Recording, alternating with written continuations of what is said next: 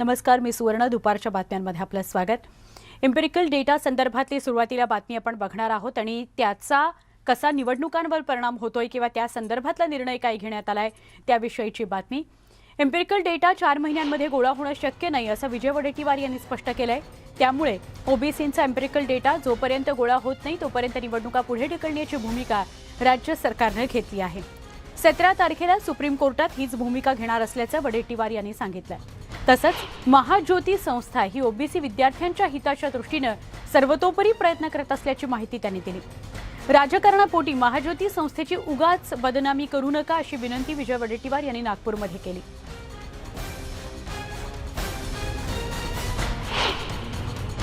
केंद्र सरकारने नवीन एफिडेव्हिट देऊन सुप्रीम कोर्टाला विनंती केली की ओबीसीच्या या रिझर्वेशन शिवाय हे आरक्षणाशिवाय निवडणुका होऊ शक्य नाही. म्हणून आम्हाला एम्पिरिकल डाटा सर्व राज्याला वाढवून तयार करण्यासाठी 4 महिन्याची मुदत द्या. 4 महिन्यामध्ये डाटा होणं शक्य नाही, कारण ते वाचल्यानंतर कॅबिनेटमध्ये चर्चा झाली. म्हणूनच कॅबिनेटने एकमताने ओबीसीच्या एम्पिरिकल डाटा गोळा होत नाही तोपर्यंत निवडणुका पुढे ढकलाव्या. एकमताने, एका पक्षाने नाही, सर्व पक्षांनी तसा ठराव पास केला आहे. तो ठराव पाठवलेला आहे. 17 तारखेला आम्ही सुप्रीम कोर्टामध्ये पुन्हा अपेअर होतो आणि ती विनंती आम्ही पुन्हा करतो. ओबीसी नेते विकास गवळी आपल्यासोबत आहेत. विकासजी, आता विजय वडेट्टीवार काय म्हणाले आपण बघितलं. ते असं म्हणतात की जोपर्यंत एम्पिरिकल डेटा गोळा होत नाही तोपर्यंत निवडणुका होणार नाहीत. 4 महिने हा कालावधी कमी आहे असं त्यांचं म्हणणं आहे आणि 17 तारखेला पुन्हा एकदा ते याच संदर्भातली मागणी किंवा विनंती कोर्टामध्ये करणार आहेत. तुमची प्रतिक्रिया? गेल्या 15 तारखेला ज्या वेळेला सर्वोच्च न्यायालयामध्ये राज्य शासनाच्या वतीनं वकिलांच्या मार्फत भूमिका मांडण्यात आली होती, त्यावेळेला 3 महिन्याचा कालावधी एम्पिरिकल डेटा गोळा करण्यासाठी ॲफिडेव्हिटद्वारे त्यांनी मागितला होता. हो, आता जवळपास 1 महिना उलटून गेला. आज वडेट्टीवार साहेबांनी जे वक्तव्य केलं, कमीत कमी आज या वक्तव्यातनं एक तरी सिद्ध झालं की आज एम्पिरिकल डेटा गोळा केल्याशिवाय आपण ओबीसींना आरक्षण देऊ शकत नाही. सर्वोच्च न्यायालयाच्या निर्णयाला कुठंतरी त्यांनी ऍक्सेप्ट केलं आणि त्या दृष्टीनं त्यांनी एम्पिरिकल डेटा गोळा करण्यासाठी 4 महिन्याची का होईना, 5 महिन्याची का होईना किंवा 6 महिन्याची का होईना पण मुदत मागतायत आणि ह्या मुदतीमध्ये ते एम्पिरिकल डेटा गोळा करण्याची तयारी दाखवतायत. हा त्यांचं जे काही आजचं स्टेटमेंट आहे हे ओबीसीच्या दृष्टीनं स्वागतार्ह आहे. लेट होत असेल याच्याबद्दल बरोबर. पण विकासजी, आधी एम्पिरिकल डेटा केंद्राकडून मागण्याकरता वेळ घालवला, आता 1 महिना झाला, त्यावर असा खल सुरू आहे की तो 3 महिन्यात होईल की नाही, आता 4 महिन्यात सुद्धा होणार नाही असं म्हणतायत. तर चालढकल करण्याचा प्रकार वाटतोय?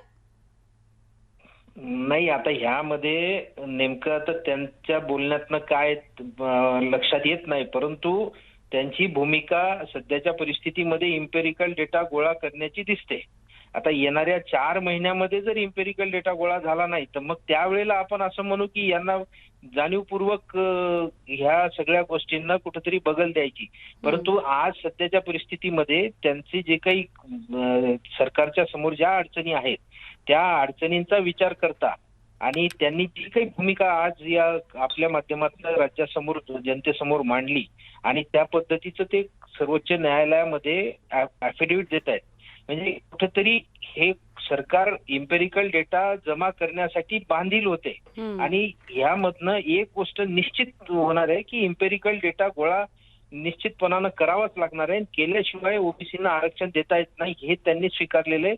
हे ओबीसीच्या दृष्टीनं खूप मोठं यश आहे. नक्की. विकासजी, आभार. आपण सविस्तर आपली प्रतिक्रिया दिलीत त्याबद्दल. ओबीसींचे नेते प्रकाश शेंडगे सुद्धा आता आपल्याबरोबर जोडले गेलेले आहेत. प्रकाशजी, आता विजय वडेट्टीवारांनी जी भूमिका स्पष्ट केलेली आहे त्याविषयी तुमचं काय म्हणणं आहे?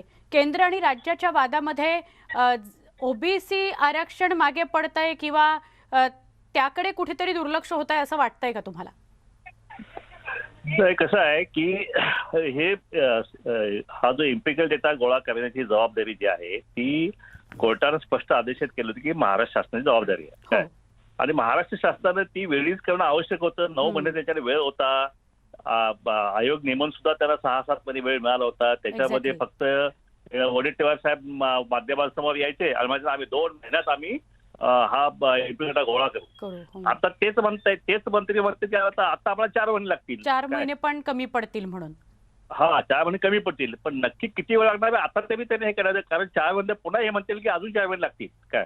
पण ह्याच्यामध्ये काय झालंय, ह्याच्यामध्ये ह्या ओबीसीच्या राजकीय आरक्षणाची अक्षरशः वाचात झालेली आहे. अगदी बरोबर. निवडणुका म्हणजे आणि निदान 17 तारखेला कोर्टात जे सुनावणी आहे तेव्हा तरी एक टाइम बाउंड ठरवून द्यावं की बाबा इतक्या महिन्यांमध्ये आम्ही तो गोळा करू म्हणजे करू, असं तरी काहीतरी कोर्टापुढे सरकारनं मांडावं असं वाटतं. बघा, कोर्टाने ह्यांचे सगळे रिव्ह्यू पिटिशन नाकारल्या, जेवढं काय त्याने हे केलं सगळं नाकारलं. हे इम्पिरिकल डेटा गोळा कर, बाकी सगळं भानगडी करत बसलेत. केंद्राला तिथे वेळ घालवा, हे करा ते करा, केंद्र देणार नाही यांनाही माहिती आहे, आम्हाला सगळ्यांना माहिती आहे. अगदी. मग तिथं केंद्राने का 9 महिने घालवले. आता तुम्ही सांगता आता अजून 4 महिने आम्हाला लागणार आहेत म्हणून. पैसे द्यायला तुम्ही किती महिने लावले. एक्झॅक्टली. हे सगळं राज्य सरकारचं फेल्युअर आहे. आणि ह्या सगळ्या बाता आहेत सगळ्या. 4 महिन्यात आम्ही करून हे करू काय, तो पण निवडणूक आम्ही पुढे ढकलू. निवडणुका पुढे ढकलण्याचा अधिकार यांच्या हातात नाहीये, हे निवडणूक आयोगाच्या हातामध्ये आहे. आणि निवडणूक आयोगाने आतापर्यंत विधानसभेत ठराव पारित केला, त्याला पण केवायची टोपडी दाखवलेली आहे.